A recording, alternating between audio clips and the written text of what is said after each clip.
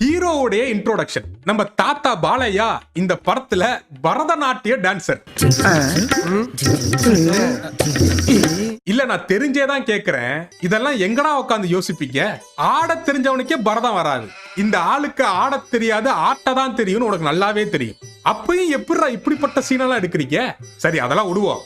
Matter என்னன்னா, heroine கோயில்ல சாமி கும்பிட்டு இருக்கு. ஹீரோயினுக்கு பாலையா பரதநாட்டியம் ஆடுறது எங்கேயோ 2 கிலோமீட்டர் தள்ளி இருக்கிற கோவில்ல கேக்குதான். டேய் நான் மறுபடியும் தெரிஞ்சேதான் கேக்குறேன். பரதநாட்டியம் ஆடுனா எப்படிரா அந்த பொண்ணுக்கு கேக்கும்? அதுவும் பாட்டா எப்படிரா கேக்கும்?